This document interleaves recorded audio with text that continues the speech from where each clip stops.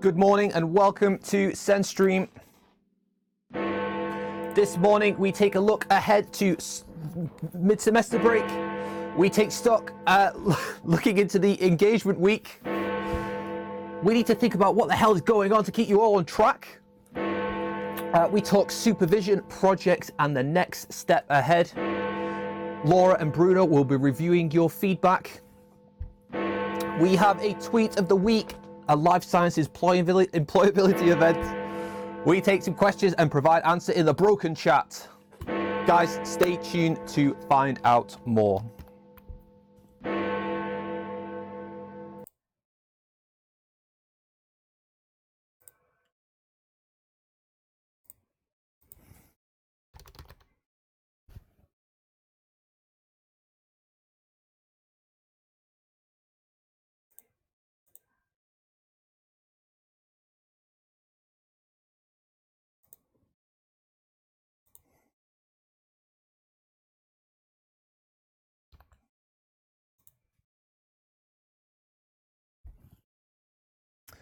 Guys, good morning and welcome to episode 6 of SEN Stream today. For some reason, I don't seem to be able to get the chat onto the screen this morning. I changed the settings thinking it would work better, but it's without going into a long explanation as to what the problem is. Long and short of it, I don't think your messages are going to come up on the screen today, but nevertheless, I can still see them in the chat. So who have we got with us this morning? We have Miguel, Fran, Laura, Gillian, Stephanie, though she may be underground just now. And we've also got Bruno tuning in as well. Guys, good morning and welcome to this episode of SEN Stream today. Now, we're in a good position because essentially we are all sort of kind of winding down towards week 6, which is your student engagement week. No formal teaching sessions on the calendar for you guys, which is excellent news, as it means that you get the opportunity to just catch up on a few bits and pieces. So for the episode today, I've tried to emphasize to module leaders for their updates to try and give you a little bit of guidance and feedback, or a little bit of insight as to where they think you should be leading into that student engagement week. To ensure that everybody is in the right place and heading in the right direction. So we've got Adam who's snuck in there on the chat as well. Good morning, Adam. Great that you have joined us today as well. So without, again, as always, guys, please do, if you have any questions that's module specific, if it's just about the course or if it's just something about sports nutrition in general, then please do let me know in the chat. I will see it pop up and we can kind of go from there. Without further ado, though, I am going to get the module updates on the roll and then we can go from there. So we're going to kick off with nutrition and performance. If I could get this, there we go.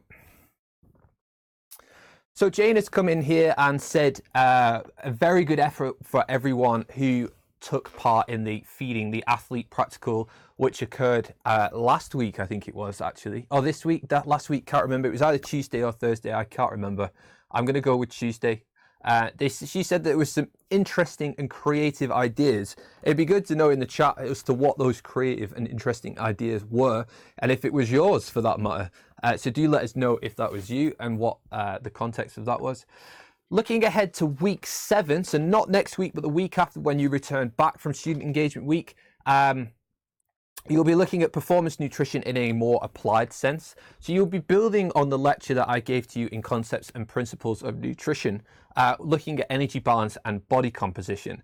So following the lecture session, you will have the opportunity to do some anthropometry assessments, where you'll be using various different methods to estimate body fat / lean mass of each other, I assume. So do be prepared to come, you'll be measuring each other. So be prepared to come in appropriate clothing to allow skin folds assessments, for I don't know if you're doing bod pod, but you'll definitely be doing bioelectrical impedance with the Seca scales and things like that. So they're all tricky measurements to do if you don't have loose fitting clothing. Or the opposite of that is like tight fitting clothing, so that you can get skin folds done from there. So just thinking a little bit more holistically about the module, though, obviously all of your assessment for this module comes towards the end of the semester. So you've got an opportunity next week to really kind of solidify, particularly your client interventions. So I've been talking to a few of you about who you've recruited, what types of sports that they're doing, what's their requirements and needs, and I hope most of you will be on the direction of an intervention there. So do let me know if that is you. I'll let your peers know whereabouts you're up to and if you need any help. But yeah, it'd be a really nice opportunity to kind of just think a little bit more, like project forward a little bit more into the future and think, well, where exactly am I up to on this particular assessment? And do I need to put a little bit more effort into it? Do I need to actually speak to my client, make sure that the intervention's going well?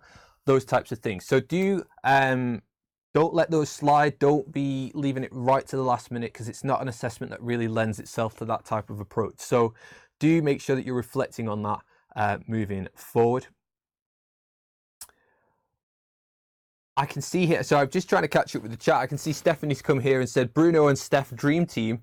Peanut butter and chocolate oats, cocoa nibs and cinnamon for Tony.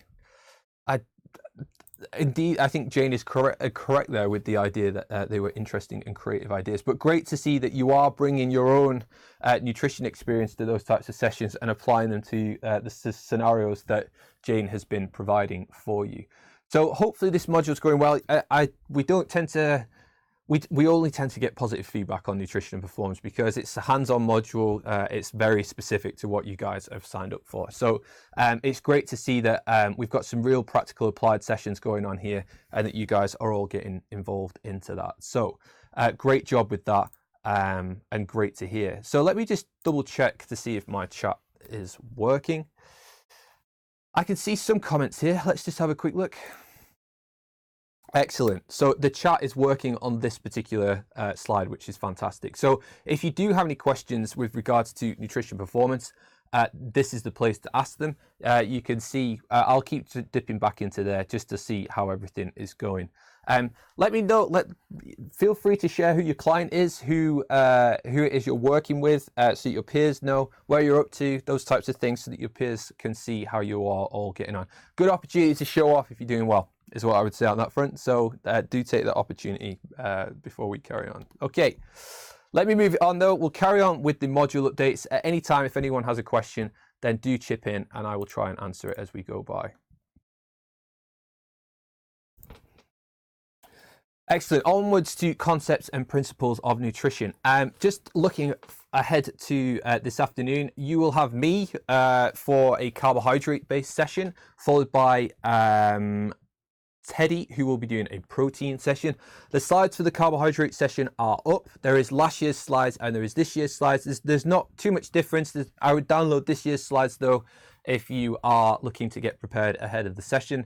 I've cut a few out. You can see there's 50 slides, and you know, as you can tell, I do tend to talk a little bit and build on ideas. I need to learn to cut my materials down a little bit. So when you get to the session, I might have actually hidden a few slides just to help things move on, to make sure that I finish in good time for Teddy's session that's going to be coming up. You have your first hand in on this module. This is the first piece of substantial work that you are going to submit to for assessment. It's also the first opportunity that you're going to get feedback on the assessments that you've until this point. So it's a really key opportunity for you guys to put in a piece of work and get some feedback from the tutors from there. Now, Claire is just politely reminding you here that your critical review submission deadline is 1 p.m. on Thursday, the 31st of October. That is the absolute latest. If you hand it in at 1:05, that's too late. You'll get a 10% reduction in your mark. If it's more than a day late, you get a big fat 0 and you'll have to resubmit it at a later stage in the semester. So don't be that person. Make sure that you're aiming for maybe Tuesday or Wednesday at the latest, so that you're well ahead of the curve and you're not leaving everything to the last minute. I can see a question has just come in. Let me just head across there now.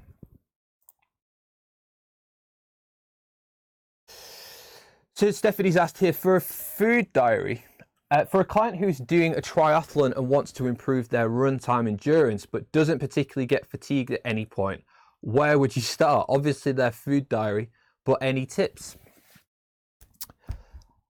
This is a good question. I'd be curious to know what everybody else thinks. What is other people's approach to this particular question? I find it intriguing, I would say, that this individual feels that they don't get fatigued at any point, which suggests to me that the first thing I would then ask them is, well, what is your completion time? So are we doing a sprint triathlon here? Are we doing an Olympic distance triathlon? Are we doing an Ironman? What's the event? Secondly, what's the completion time or the fastest completion time, depending on which category that they're in? And as such, you could then start to look at the individual times for each of the components. So if it is an Olympic distance swim, what's your 1500 meter swim time? What's your 40K bike time? What's the average speed that you're doing? And then the run, what's your fastest 10K? And then you can start to get a bit of a feeling and asking the client about what their aspirations are with regards to the completion of that given event, because that is all going to set the tone for exactly what intervention you're going to then subsequently take on. Because it's pointless if the individual simply is completing a triathlon for the purposes of completing a triathlon, as in they just want to get through the event, then the approach that you take is going to be different to one that's wanting to maximize their performance, to get the most competitive time, to push them into a top 50, a top 20, top 10 situation, so that they continue to improve.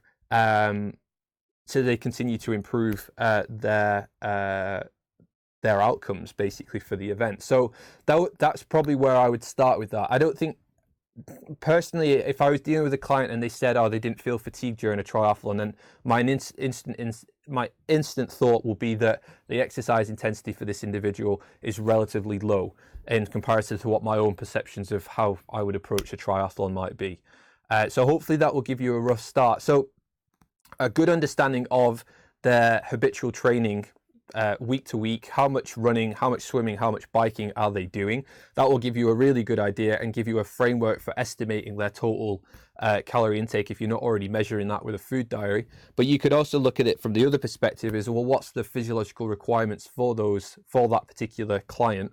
And similarly, again, getting a little bit of clarity over, well, what's the aspiration? Is it to win? Is it to complete? Is it to just get through it without walking, for example? That's probably where I would start on that front.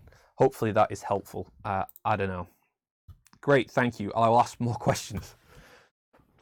Questions equals knowledge, knowledge equals power. Power means that you can do something about it. So there would be a good thing. I'm more than happy to give any advice if anyone is struggling with their client or wants a little bit more specific insight as to what I might do or what I might think. I'll give you a little bit of direction. Absolutely no problem. Not saying it's going to be correct, but it's maybe somewhere to start if you are struggling. So thank you for asking, Stephanie. Hopefully that gives you a little bit of direction moving forwards. Laura's come in. Thank you, Laura. It would be interesting if you could get him to do each event individually on different days and then get him to maybe try a triathlon if possible and note the differences in times. Maybe you would see fatigue better that way. Great suggestion. Quite time intensive on your part. I know this is for the assessment and you guys are going to invest a lot of effort and time into it, but thinking a little bit further ahead into a consultancy setting, if you consider that your consultancy or your time is money, then either this is a really expensive intervention that you're doing for the participant, or you're devaluing your time if you're not charging them the right amount, is what I would say on that front. But that's a very commercially driven, practical approach to that situation. But you could also ask the client to do these things in their own time. You wouldn't necessarily have to be physically present. That's maybe the approach that you're taking there. But maybe an easier way of doing that is reflecting on previous performances, as long as they're within a decent time period. I think Laura's suggestion would be really nice and really good.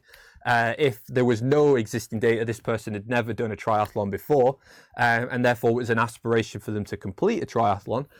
Therefore, starting with those individual components could be a great way to get a little bit more insight as to that level of intensity that the individual is able to sustain. So thank you very much for that, Laura. That's excellent. If anybody else has got any other ideas, different suggestions, feel free to throw them up into the chat and we'll go from there. So great shout. Hopefully, Laura, I passed on some climbing stuff. I saw you replied to that email, so excellent. Hopefully that'll keep you going in the right direction. There we go, Steph. Again, the big picture here. Stephanie hasn't, so that's helpful. So Laura's approach is therefore maybe the best way about going about doing that, breaking the triathlon up into its different components and seeing how this individual gets on. So there we go. We're all moving in the right direction. Good stuff. I'm going to move it back on to the module updates. Feel free to continue the conversation amongst yourselves, guys. I'll try and filter out the questions from there. But let's head back to concepts and principles to find out what's going on. So yeah, deadline, get it done, get it in there. I am not personally marking the reviews that you guys are doing. However, I am moderating the marks, so I will take a selection of all of the essays that have been submitted across the questions, and I'll be doing a little bit of moderation to ensure that there's no high, low, or any individual marker elevating or being particularly critical on their marking. So we do tend to do this across the larger joint modules to make sure that someone is just having a top level view to make sure that the marks are consistent across the board. So so yeah, make sure you get it handed in on time, that you've done the best that you possibly can do. And yeah, good luck with it, basically. Claire has indicated here that she's going to be keeping a close eye on the discussion boards all week. Any questions, please let her know via the usual routes. She'll answer emails. Also, just be mindful though, if you ask in email, then you get a response in email, which means that nobody else benefits from the answer that Claire gives. And as a result, you won't necessarily benefit from any other questions any of your peers ask. So it's almost altruistic, do you know what I mean? If you ask on the discussion boards, everybody gets a response on the discussion boards and everyone benefits from the response that Claire gives. Whereas if you keep it in everyone's emails, no one is any the wiser, which is not always a good thing. Okay, let's move it on. I've got a couple more updates from Concepts, I believe. Yep. So Claire is going to take the opportunity to get some mid-semester feedback. There is another means that we can do that, and I'm going to talk to you a little bit more comprehensively about that in a second. But essentially, you're going to be receiving an email from Claire via Blackboard asking for feedback on the module so far. Anytime we ask for feedback, please do take the opportunity to give it. But when you give some critical feedback, try and provide a pathway to how it could be improved. So don't just say, oh, this is dreadful, full stop. Maybe say, you know, we're not too happy, or I'm not too happy with how this goes. However, I think it could be improved by doing these things. So I'm going to give you an example of this later on, but not right now because it's not specific to this module. But do look out for the feedback opportunities that are going to be coming up over mid-semester. It's a really nice opportunity for you guys to let us know how we're all doing. And it's also an opportunity for staff to reflect on exactly how the sessions are going and maybe how they can then subsequently improve those things moving forward. So take that opportunity. And then if we think ahead to week 7, when you've come back, we've got a session on dietary fats with EHAB. And then we've got fasted or fed is the, I dare say, question or the title there that's been posed. And Jessica will lead a seminar on the topic of being fasted or fed. So watch out on the Blackboard for some preparation work in the coming weeks, just to keep everybody on track. So I'm going to take the opportunity to move it on to the next module, and then I'll revisit the chat from there. So research methods for health sciences 1. Just a little bit of a opportunity here to give you details about an extra session. So Teddy is running an additional tutorial during the engagement week on Wednesday between 11 and 1 p.m. The room is yet to be confirmed, but I suspect it will be confirmed on a Blackboard announcement. This will be an opportunity for you to just go and touch bases with Teddy with regards to some of the assessments that you guys might have already been undertaking as a part of the module. And if you feel like you could just do with a little few extra pointers here and there, then head across to that additional tutorial session during Wednesday next week between 11 and 1 p.m. and keep an eye out on the Blackboard for the room. So instructions for coursework 2 will be shared with you tomorrow by the looks of it from 5 p.m. onwards. And the coursework 2 data sets will be released at the end of week 6, which will be the end of next week, and will be discussed during our the regular Wednesday session in week 7. So details of coursework 2 coming out tomorrow. Data sets for those coursework are coming out at the end of next week, and then you'll have the opportunity to discuss exactly what's going on with coursework 2 on Wednesday of week 7. So do take the opportunity to just kind of trickle that in and just be mindful of that assessment that's going to be coming up, ready for submission towards the end of semester / even in the new year, I think it is from memory. Make sure, the final thing from Teddy here is make sure that you complete the SPSS tutorials. You've got tutorials 1 and 2, and then part 1 activities for the week 7 session as well. It'd be really great in the chat if we could find out exactly how people are doing on this module. I'm going to head across there now just so we can see what people have got to say. I might have to do a little bit of resizing of the chat because I think it's quite big. Excellent. Okay, give me 2 seconds while I just change the size of this because I can't see it all. Here we go.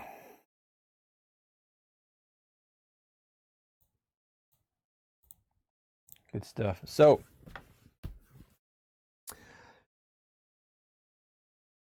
okay, we're bang up to date with the chat, which is excellent. How is it going in research methods 2? 1, sorry. I will take the opportunity to just divulge a few conversations that have been had over the last couple of days. So, you now have your course reps in the form of Laura and Bruno.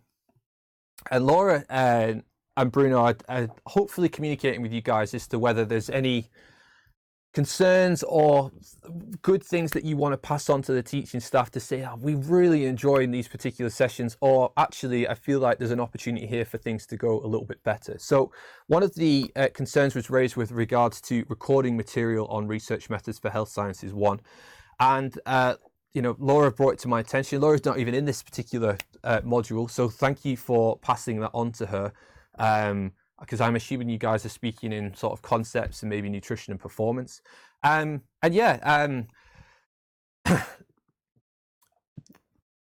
taken the opportunity to speak with Teddy just to ask him what his plans are moving forwards. The thing is, we can't force individuals to record themselves. And I think, just to be absolutely clear, you guys see the entire spectrum of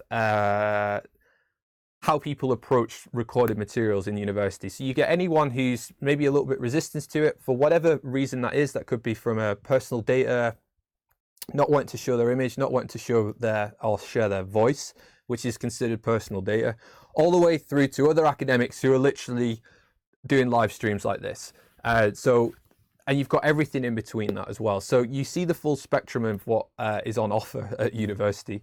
I've encouraged Teddy to try and maybe consider recording materials, but again, he's under no obligation to do so.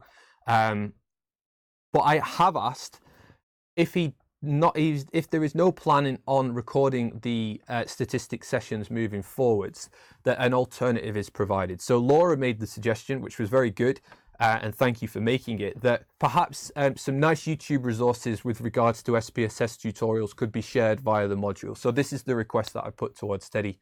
First of all, could he consider recording the material? And second of all, if not, for whatever reason, could some additional materials and resources are made available to you guys so that you have the opportunity to reflect and you've got something to follow to ensure that you've got those statistical techniques pinned down and that you're happy and comfortable with that. So it would be great. It'd be great in the chat if you could let me know as to whether that's a good idea, whether you think that there's a different way that could be approached.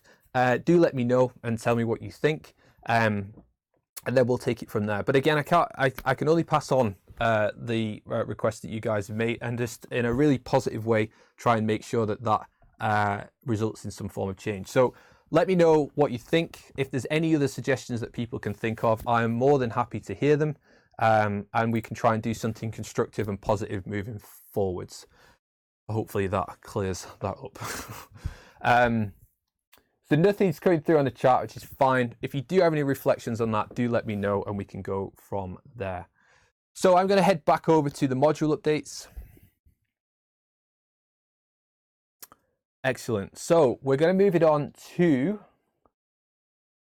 practical skills for sports nutritionists. We've also got a potential opportunity here to have a little bit of a listen. So apologies, let me just hide the chat box on here because I can't read it from here anyway. There we go, that's a bit clearer. Okay, so a reminder that the assessment deadline is the 19th of November for this particular module. And next week and in week 7, Sanjoy has made some time slots available for one-to-one sessions to go over assignment 1. So if you can book in with Sanjoy to have a bit of a chat about the assessments that you guys will be doing on this module, I would definitely take that opportunity. It means that it's one-to-one, specific to your circumstances, specific to your case and needs, and therefore you will be able to be very specific as to how you're moving forward with those assessments. Sanjoy apparently has made you aware of a podcast that is worth a listen. So Steve Ingram runs an organization, I think I'd call it, which is called Supporting Champions. And Sanjoy here has shared a link to a podcast of which he has a discussion with regards to the psychology of communication. So I think we should have a listen. So let's have a look there now. Let me just bring this up for you. Good stuff. So we've got Josie Perry on the psychology of communication. Let's see if we can have a quick listen.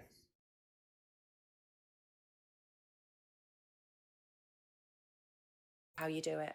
So if you're an athlete and you're really struggling with your coach, it's not just thinking about what information do you want to get over to that coach.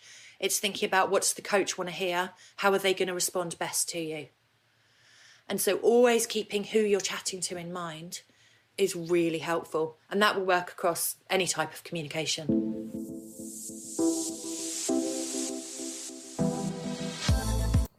Nice. So even there, just having a very quick listen, because I'll get copyrighted marked, and therefore I'll have to put adverts on the stream unless I politely stop that. So interesting discussion that she's just given a little bit of a snippet there as to where the conversation's going to go.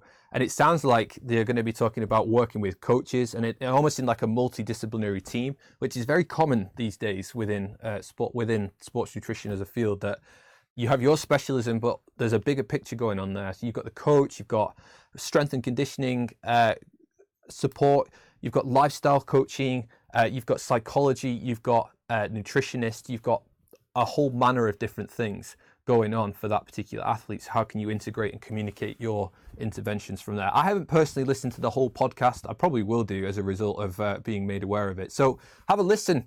Get involved, let Sanjoy know what you thought, and hopefully you might gain something from it, is what I would say. So the final thing to say is in week 7, we'll be taking a look at doping, informed sport, and the belief effect with sport supplements. So the idea that if an individual believes something is going to happen, it will likely happen for them, irrespective of whether it's having an ergogenic effect or not. So let me head back over to the chat, see if anyone has asked any questions. Let's have a quick look.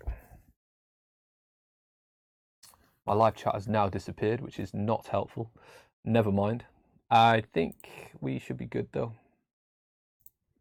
Okay, well, if anyone has any questions, do feel free to put in.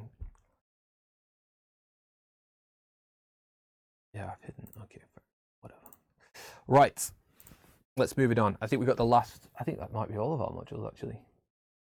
Yes, excellent, cool. So, I'm a little bit conscious of the fact that I don't have the chat open anywhere, so let me just get that open quickly. Yeah, there's lots going on here. Let me pop this out. Thank you very much for all your comments. This is excellent to see. Good stuff. Well, hopefully everything is okay and everyone is still with us. So, continued professional development opportunity. Now, the School of Life Sciences, which is the school that you all guys all sit in, puts on a student engagement activity every mid-semester break, or student engagement week more specifically.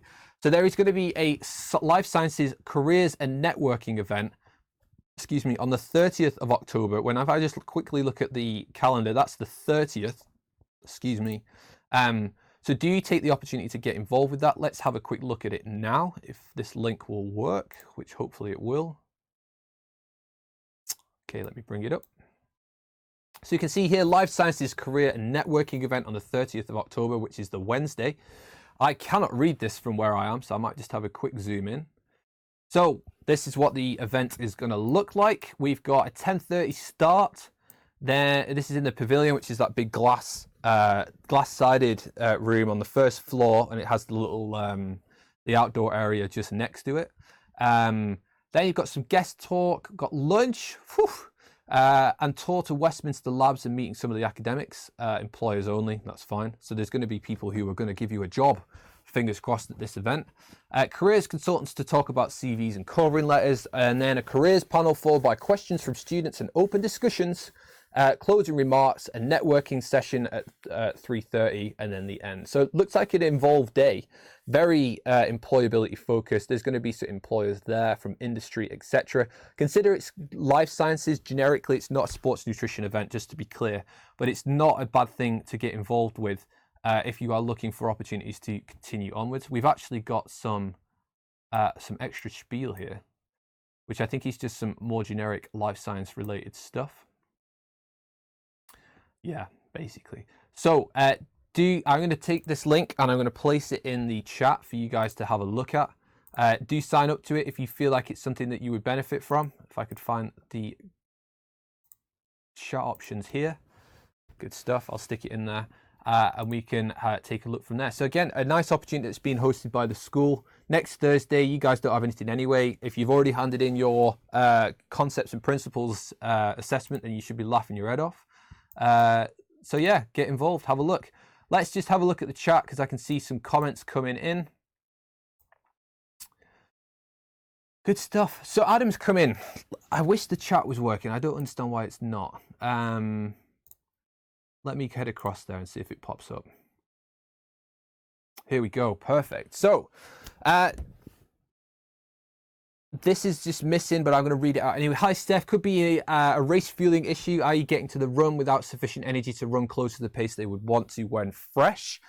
I think you could look at them here we go. You could look at them practicing fueling during training with what they intend to use in the event and fueling around the bike to run training sessions.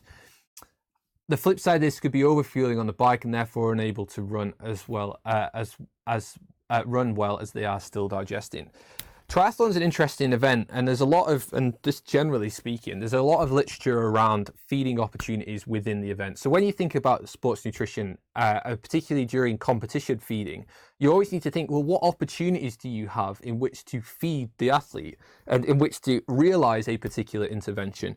So the swimming at 1500 meters, you know, it's going to take a good level triathlete sort of 16, 17 minutes. And when I say good, I mean like elite Olympic level. So your Brownlees, I know the Brownlees smashed out at 16 something, open water, no turns, amazing. During the London Olympics, your less capable sort of club level, national level, perhaps is looking somewhere under 20 minutes. Over 20 minutes, then you're looking at club level and amateur after that. But there's no justification for feeding during the swim. You can cover all of your needs for the swim in the pre-event fueling strategy. But then when you get onto the bike, you have the opportunity to carry, you have the opportunity to store, you also have the opportunities to pick up on the bike as well. So there's multiple opportunities in which you can undertake a nutritional strategy. There's less gastrointestinal discomfort because you have, it's not weight bearing. There's no constant impact as if you would get with running. And as such, most elite level triathletes will use the bike as a good solid opportunity of which to get a feeding strategy in place, which is compensating for whatever they've lost during the swim, dealing with what is going on during the 40k bike, and also thinking ahead to a fueling strategy which is going to set them up well for the run. The run is different. You have increased gastrointestinal discomfort, less opportunities to feed, less opportunities to carry. So those are factors that you need to consider when thinking about that fueling strategy moving forward, just to add value to what Adam's saying there rather than detracting it. So there's another opportunity to kind of think a little bit more holistically. Bruno's come in and asked a question here. Thanks for sharing the event. Is it free to participate? Yes, because it's being hosted by the School of Life Sciences, which is the school that you're a member of. And I feel like you've probably paid quite a decent amount of money to be here. So yes, it's free, but you've kind of already paid for it. So get yourselves along to it and get involved is what I would say. Engage. The link that I've given up there is where you can sign up to the event. I do believe you have to sign up to get involved and go across. So yeah. It's free. Get involved. Cool. So yeah, another opportunity to get some employability skills, to think about how you might, like, it's really important that you're thinking about what your destination is at the end of your MSc, whether that's you're a part-time year one, or whether you're full-time or part-time year two, and therefore will be finishing come sort of August, September time next year. So it's good to start thinking about those things now, rather than being reactive to it once you are writing your projects, writing your dissertations, or you hand in and then you go, well, what do I do now? You should really be kind of thinking about the big picture all the way through your MSc as you move through it. So hopefully that's helpful. Okay, I will return to the chat shortly. If there's any questions, comments, concerns, please do ask them. Okay, let's head across to, so yeah, have a look, get involved. If you've got nothing else going on that week, then it's something to commit a little bit of time to, I think. So, opportunity to just discuss the course level feedback form. So, let's just ditch that. So there's some stuff here, and it's just notes for me to remind you what the hell's going on. So I, as a course leader, take the opportunity to get feedback from you guys about how the modules are going and how the course is going as well. So this week I shared a Google form with Bruno and Laura, so they had the opportunity to just have a few comments with regards to any of the questions, the structure and things like that. No comments back from them yet, but I'm assuming everything's okay. But Laura and Bruno, if there is any changes that you want to make, just let me know and we can put those in. Now, I will be then distributing the Google form via the two course Blackboard sites. We've got the full-time Blackboard site and the part-time. They're identical. I post everything across the two Blackboard sites to give you the opportunity to give some feedback as to how things are going. There's a range of different questions on there. I'm not going to talk through it now, but when you see the form, you'll have the opportunity to rank the content, the quality, the pace, all those types of things from a 1 to 5, I think it is. And then there's some written answers that you can provide. I just want to stress that it's completely anonymous. So we're not collecting any emails. There's no opportunity for you to put your name in. There's no way that anyone can find out exactly who you are. It's completely anonymous. So when you submit the form, it will just be the responses that you've given, and there's no name, there's no identity attached to that particular response. And that's important because it then encourages you guys to be as honest as possible about your reflections on how the first 6 weeks of your university life have been. Now, and that needs to be a bit of both. There's an opportunity there for you to tell us what we're doing well, what we should do more of, but there's also an opportunity to sort of say how you think things could be improved and how we could go about improving those things. So do take the opportunity to give your reflections on a course level and on a module level to ensure that that's being captured. What do I do with that? So Bruno, Laura and myself can see all the responses that come in.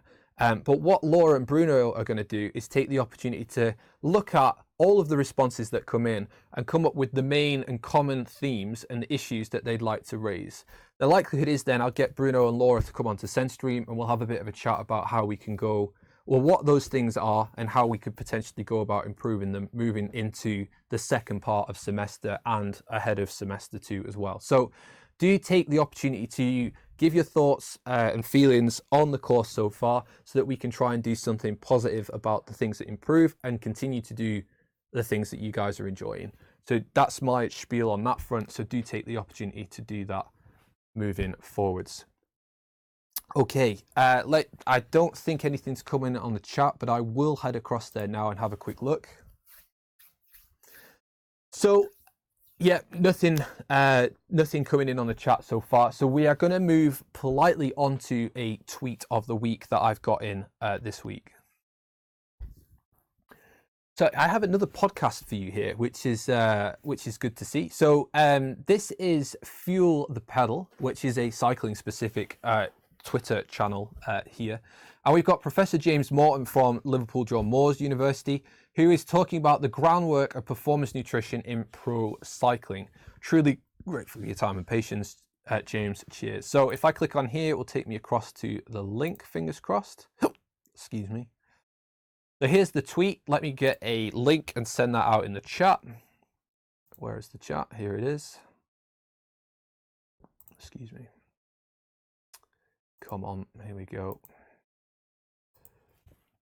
I sometimes feel like I've never used a computer before. Take a look at the tweet. Follow the link to the podcast. I assume you can get to this podcast via their link. I didn't actually think about that.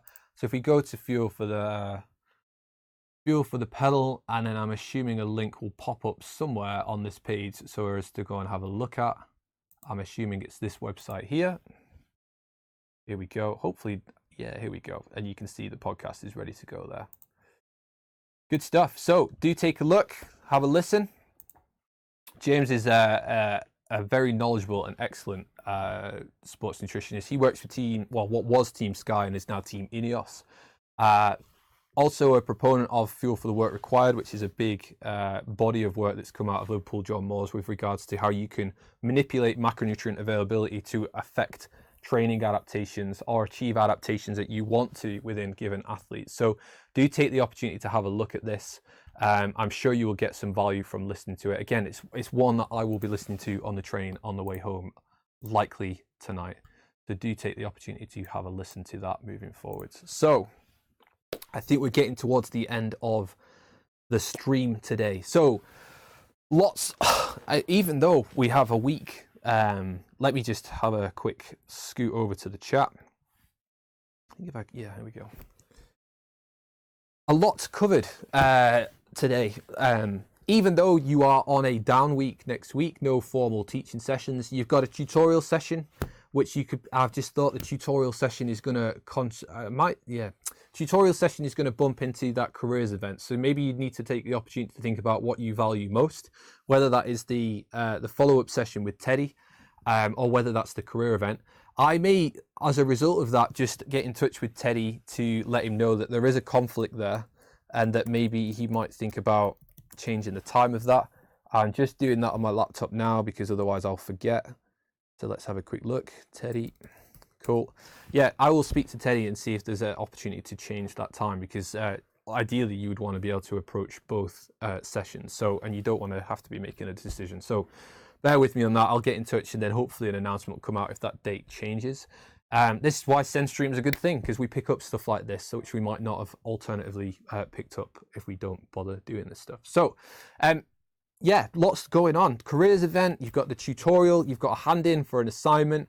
You've also got the opportunity to just have a bit of downtime, think about the assessments that you've got coming up in the subsequent weeks, whether that's on Research Methods Health Sciences 1, Nutrition Performance, Sanjoy's Practitioner Skills. It's going to get busy towards the Christmas period, and in the new year as well. You're going to have a range of different assignments that you need to hand in. So being organized, being prepared, and thinking strategically about exactly how you're going to get those boxed off is going to be really key. Don't be booking any holidays anytime soon is what I would say, because you're going to be busy trying to get your MSc assessments done and dusted. So do think about that moving forwards. Now, I can see 6 people are watching. I haven't had any further questions coming in on the chat, but I'm more than happy to try and address any concerns, problems, issues, general inquiries, whatever it may be, before I call an end to the stream today. So whilst I'm waiting for that to come in, if anybody has anything to say, a little bit of selfishness here. So this afternoon, we've got the carbohydrate lecture, where we consider carbohydrates more holistically. So again, it's in Concepts and Principles of Nutrition. So we're thinking about carbohydrates consumption generally. We're going to talk about digestion, absorption, metabolism is in there as well of carbohydrates. We're going to be talking about the classification of carbohydrates. We're going to be looking at the impact of not consuming carbohydrates and becoming ketotic. We're going to be thinking about glycemic index and glycemic load. We're going to be looking at how exactly that impacts individuals, like on a personal level, and whether the same glycemic index of a particular food impacts an individual's subsequent blood glucose level in the same way, and what impacts that. And is there any interested studies that have done that? And any of you that have attended Professor Frank Hu's lecture, he touched on this particular paper towards the end of his talk, which was, personalized nutrition from Cell. It's an interesting paper. They got 800 people. They fed them standardized foods, so 50 grams of different types of carbohydrate loaded meals, and looked at how their blood glucose responded to that. They fed all of that information into a algorithm, and the algorithm, or the AI, artificial intelligence, started to learn about an individual's responses to different foods. And therefore the personalized element of that particular intervention was that in order to better regulate their blood glucose concentration, they should avoid these foods and they should consume these foods, because and the authors conclude that this is due to their gut microbiome, is largely governing what their blood glucose response is going to be like. So we're going to talk about this towards the end of the session today. So there's lots of stuff to cover in the carbohydrate feeding session today. So make sure you get yourselves there. I will be recording it as always. If there's anyone who can't attend for whatever reason but have access to a computer, if you let me know, I will stream it as well. It is possible to do that, but it just takes a little bit of setting up. So do let me know if that is you. So there has been no further questions coming in on the chat, so I will take the opportunity to call it a day there. So congratulations for getting this far into semester. It's your MSc is hard, especially if you're a full-time student, and that's not detracting from the part-time students. It's just simply saying that the intensity of the full-time students is very intense, and the part-time students get the opportunity to stretch that out over 2 years, but you typically have other commitments going on, like children or jobs or whatever it might be. So but it is hard, you know, people come into it not sure, and then you find out what it is, and yeah, it's pretty tricky. So congratulations for making it this far. It's going to be tricky over the next few weeks. You've got a lot of assignments coming up, a lot of hand-ins, so make sure that you're prepared, you're organized, and you're thinking ahead, and you've not got any surprises on the horizon to do that thing. I've just seen Bruno's come in on the chat. I love that study. Do you think it's ethical and doable making use of blood glucose monitor to do personalized nutrition? Do I think it is ethical and doable making use of a... Okay, okay, interesting. Ethical, from a study perspective, any human trial in any country, wherever it is, granted the regulations are somewhat different in different countries, but to undertake a research project in human participants, you need ethical approval to do that. They would have sought ethical approval in that particular project, otherwise it wouldn't have been published. And as such, an ethics committee would have made a decision as to whether the project was ethical, and they've clearly deemed, yes, it was ethical. Doable on a private practice? Doable in a private practice? No, is the short answer. It's not doable in a private practice, simply because you don't have the technology or the software or that underpins the entire study. I suspect you would have to spend millions of pounds to get access to it as well, unless it has not already been sold to a company. So could you do it on a small level? Potentially. You could give, in a private practice, you could give people, so in the study they gave people 50 grams of different types of carbs. So that whether that's just sugar, whether that's a donut, whether that's complex carbs like whole grain pasta, or, oh, I've just lost my slide, but that's fine. Different types, but standardized. So the same carbohydrate load. And then they look to the responses. There's nothing to stop you from giving your clients those types of foods over successive visits and measuring blood glucose, you know, every 10 minutes for 2 hours. And therefore you could look at the blood glucose response over the duration of time that they're there. Time intensive for you, expensive in terms of for the client, because they're paying you on a per hour basis, I assume, and therefore not hugely feasible. And also that it's how repeatable that response is in those individuals. So I'll talk a bit more about the sheer amount of resource that was thrown at this particular project. You know, this is a multi-million-pound project that's been published. 800 people, lots of analysis done. And essentially, I can see where you're coming from, Bruno, that a lot of people do want that personalized approach. It's interesting, though, that Frank picked up on the fact that this is being replicated in a US trial, and they are not seeing the same type of response. So it is intriguing to know, and this is replication within studies is always an interesting one, that yes, in that 800-person cohort, they found some pretty repeatable results. We put that in a different country, with different microbiomes, different variability, and it doesn't work. So it'd be interesting to see where that literature goes, but we'll be talking about it today just to highlight and emphasize the fact that individual metabolic responses are much different. And as to whether is it appropriate to standardize glycemic load, glycemic index across the way, or are we moving towards this direction of personalized nutrition? So yeah, I mean, you mentioned in there, Bruno, about the continuous blood glucose monitoring. So this is people who wear a sensor.